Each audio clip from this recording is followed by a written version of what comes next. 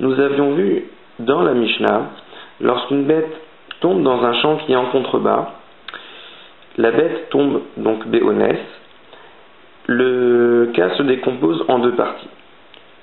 Premier nézek, donc la bête tombe sur une plantation, par exemple une vigne, qui amortit sa chute. Sans cette vigne, la bête aurait dû tomber par terre et se casser une patte. Ainsi, grâce à la vigne, le propriétaire de la bête a économisé le soin vétérinaire pour guérir la patte de la bête. Deuxième nézek, une fois la bête dans ce champ, elle commence à manger la vigne qui l'entoure.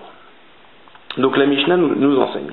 Nafla la gina venehenet, la bête est tombée dans un champ et grâce à cela, le propriétaire a économisé certaines choses. Meshalemet machenehenet, il paye donc l'économie réalisée et non pas le nezek car elle est tombée béonès.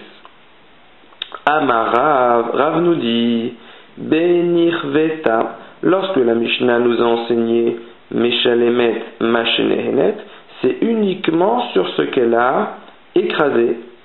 Et donc, il devra payer l'économie des soins.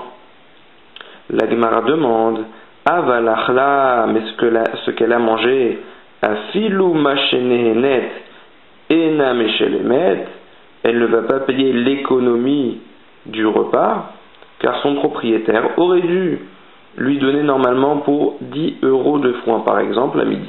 Elle a mangé pour 100 euros de vigne.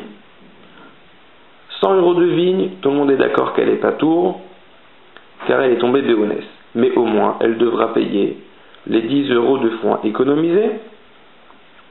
Lima Rav l'Etame, va-t-on dire que Rav suit son opinion? De Amar Rav Karavadi, Hayala Shelotochal, elle n'aurait pas dû en manger. De quel cas s'agit-il? C'est lorsqu'une bête est rentrée dans le champ voisin sans permission, a mangé les fruits de ce champ et en a tellement mangé qu'elle est morte. Le propriétaire de la vache va voir le propriétaire du champ en lui demandant de repayer.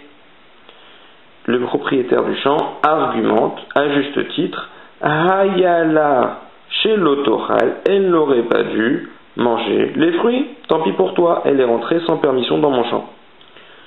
Donc peut-on dire ce même argument chez nous?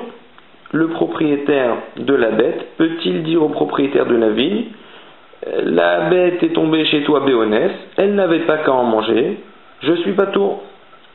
La Gemara nous indique que non. Amré, nous disons Hachi Ashta, ici, maintenant, Imour de Amar Rav Hatam, lorsque Rav a dit là-bas, Haya la Shelotochal, qu'elle n'aurait pas dû en manger, Hecha de Itzikahi, lorsque elle-même elle s'endommage, des matzé à marlé, maré dépéré, car le propriétaire des fruits peut lui dire Lo meshalmena, je ne te paye pas. Hayala chez l'autoral, elle n'aurait pas dû en manger, elle s'est endommagée toute seule. Tu aurais dû faire attention à ta bête.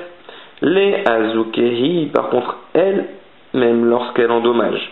Acharine, un autre, c'est elle-même qui l'endommage, c'est elle-même qui endommage un champ. Des pâtir à l'échiloumé pour la rendre pas tour de payer miamar, va-t-on dire cet argument de hayala chez l'autoral, elle n'aurait pas dû en manger, le propriétaire est lui-même responsable de sa bête, c'est sa bête elle-même qui a endommagé.